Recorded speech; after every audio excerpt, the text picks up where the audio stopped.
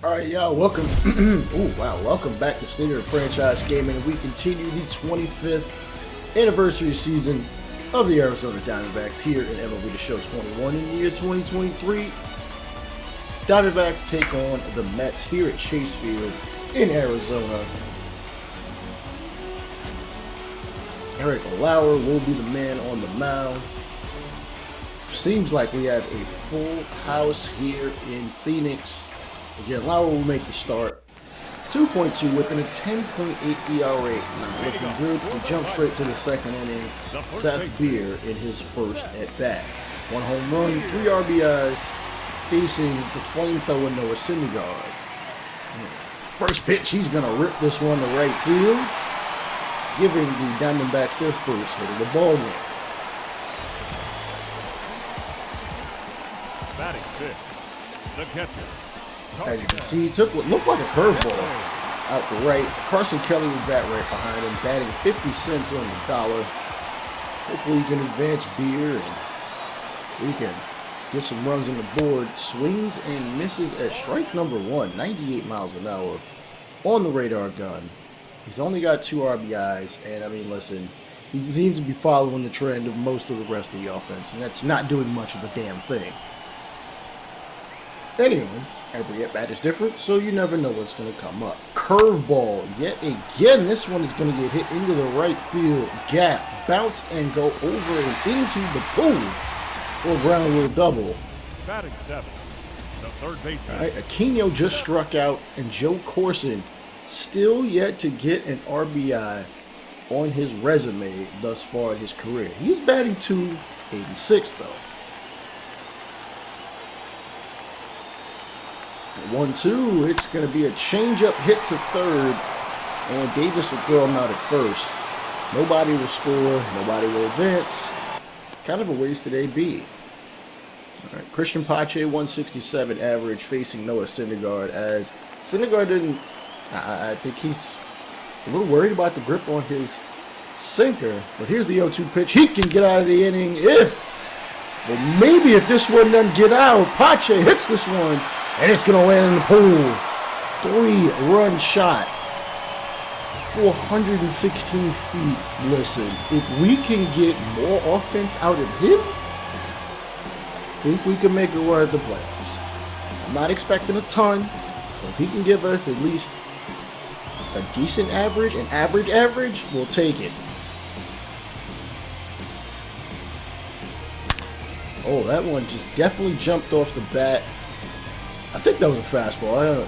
As a fan, looks like they tried to reach for it, and they were nowhere near it. Syndergaard looking to drop down a bunt. It's a little pop-up, and Marte can't barehand it. Both runners will be safe with nobody away. Oh, boy. Usually this seems like the beginning of a disaster. Marte at a 3-1 count. There's a man on deck.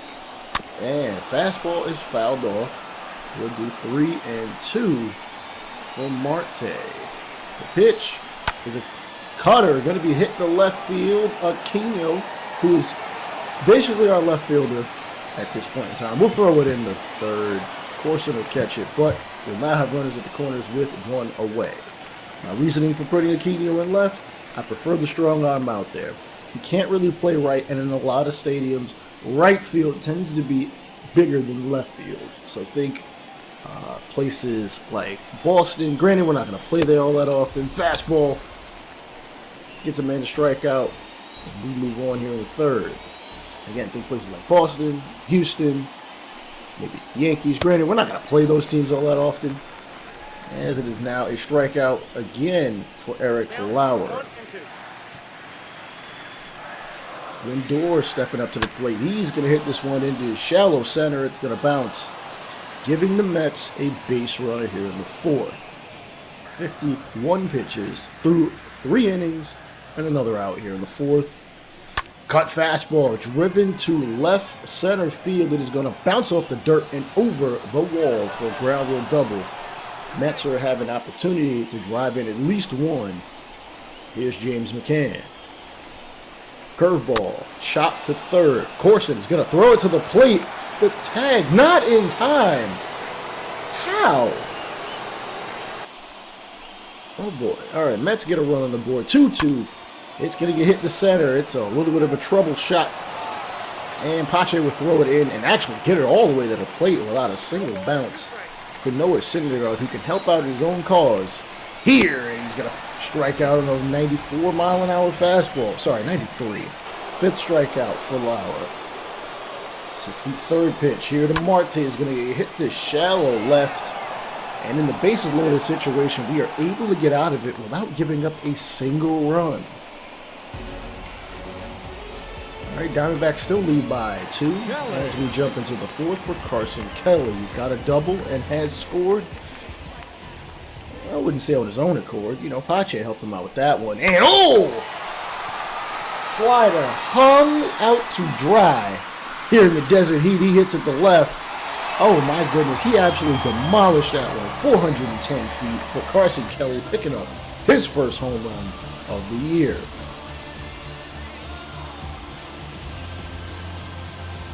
Quino dapping him up. Is he going to make it back to back jacks? As we take another look at this replay, and yeah, that one, without a doubt. Geez, that was probably higher than the roof is itself. Still counts the same. No style points for how hard and how far you hit it. And here's Christian Pache. Can he hit another one out? Oh, he's going to hit this one down the right field line. It's going to roll and bounce up against the bullpen, and he is going to end up with his second extra base hit in his many plate appearances and at-bats.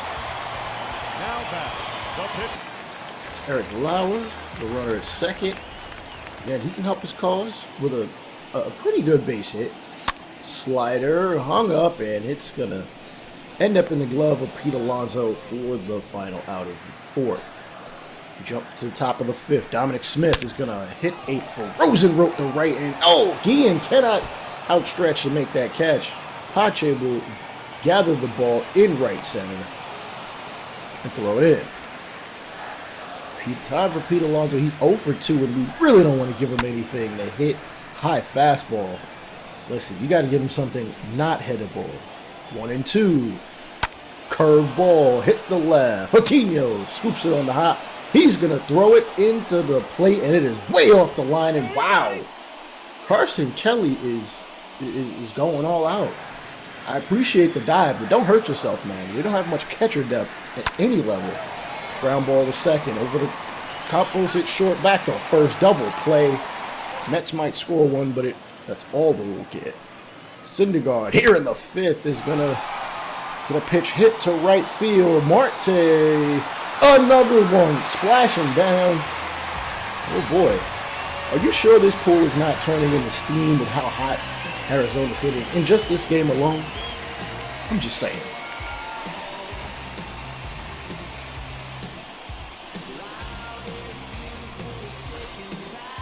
Take a look at this one more time. It seems like everybody but Kelly is hitting that ball into that gap. It only went 399 feet, but I mean, hey, as long as it's over the wall and out of the outstretched arms, we don't care.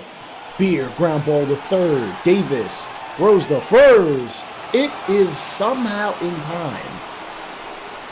Good on there. Josh James will come out of the bullpen with a 5.06 ERA. Righties hit significantly worse than lefties. Here's a righty. J.D. Davis, 1-2. And without a doubt, the harder you throw it, the harder it hits off the bat and that pole. Mets are slowly chipping away with the chisel and the hammer. Down by 2. That was only 92 miles an hour off the bat. I'm shocked. Usually they say the harder it comes in, the harder it goes out, but that one clearly wasn't. All right. James McCann facing Josh James, 0-2, and this ball is going to get chopped to shortstop. Campos to Beer. All right. Jose Peraza, 2 for 2. Can he make it 3 for 3? It's a ground ball. Of course, and he'll fire it. And the perfect day is over for him. All right, Brandon Nimmo will come in batting .316, replacing Noah Syndergaard here in the batting lineup, meaning the Mets will have someone else pitching for the foreseeable future. Change up, hit to second. Little chopper will get over the beer, and that will end the 6th inning. Your attention, please. Marcus Stroman, which, listen, for the life of me, I don't understand why the AI is so hell-bent on having 6 and 7 and 8 starters, and some of them just as relievers. Whatever. We're going to address that in another video. Josh James facing Starling Marte. And he's going to hit a rainbow to left, well over the bullpen. Again, slowly chipping away, 423 feet, his 2nd of the season. And yeah, Josh, who else's fault will it be other than yours? Jeff McNeil at the plate. 12-6 curveball. I mean, thank you for finally getting it out. At least one on this recorded video. Dominic Smith at the plate, 1 for 3, and he's going to get belted with a pitch right underneath his glute. He'll take first. Pete Alonso. Now is not the time to be giving one up to him. Curveball in the dirt. Kelly, the throw to second, and not in time. Mets have a runner in scoring position with only 1 away. Francisco Lindor on deck. Pete Alonso still at the plate. It is a full count. 31st pitch from Josh James. 12-6. Just misses the outside corner. At least the double play is still an opportunity. Your attention, please. Right. But why is it good? Josh knows why it's good at is will come in. He's only pitched in 3 games, 2 1/3 innings, 4 strikeouts, no walks. He's facing the switch hitter, Lindor. And this ball is going to get hit into right field. Guillen coming up throwing. The runner at third will stay put as the ball takes 1 hop to home plate. For J.D. Davis, 2 for 3. Oh, 2-seamer misses, and he's gotta just throw one in there. 3-1 count. Chopper to third. Corson, Marte, Beer. 5-4-3 double play, and we get out of this one with the lead intact.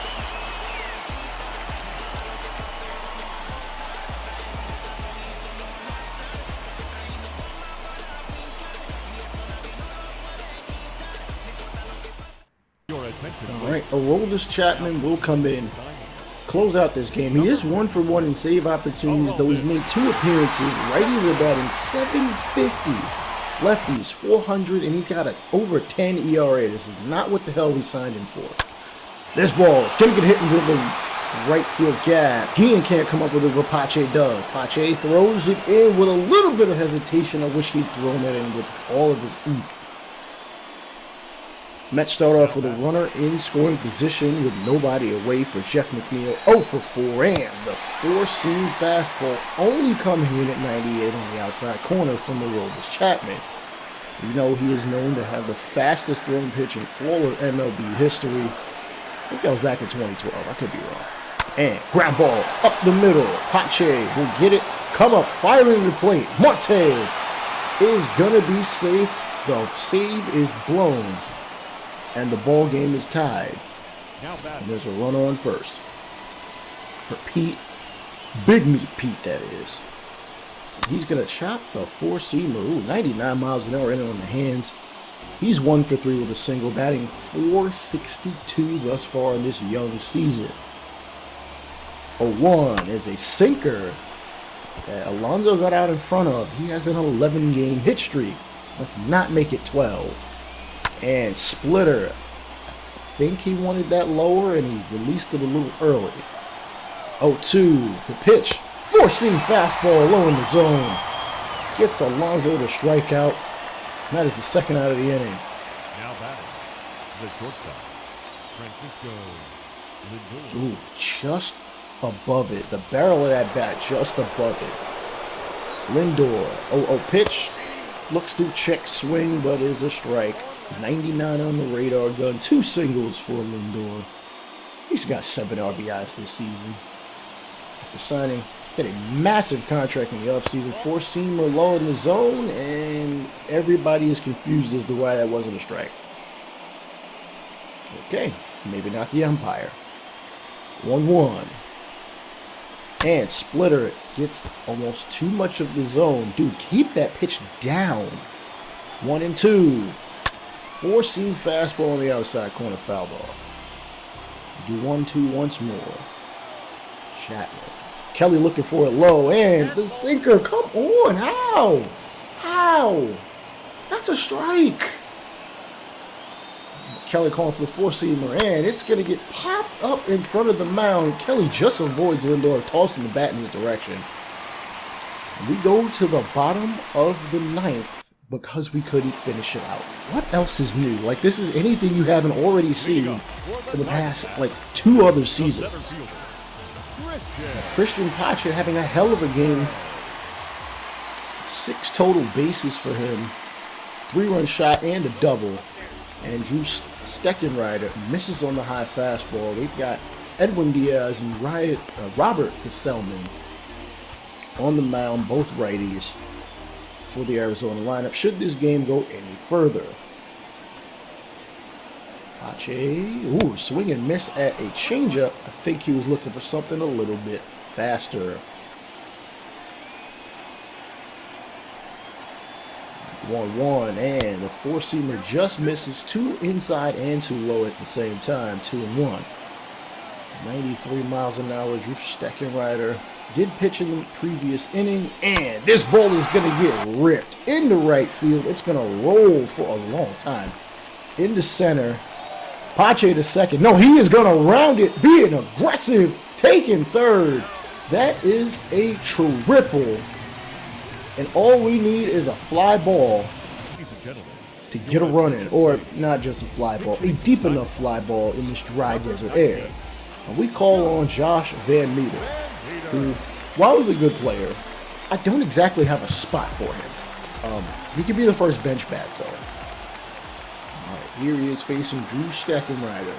Runner at third. Van Meter hits this one to right field, and it looks like it's going to be a sac fly. Running back at the track. At the wall, it is gone! Van Meter hitting that one as long as it needed to be. Walking this game off here for the Diamondbacks. And despite our bullpen basically saying we don't want to win this game, we win it nonetheless. 7-5. Take a second look at this.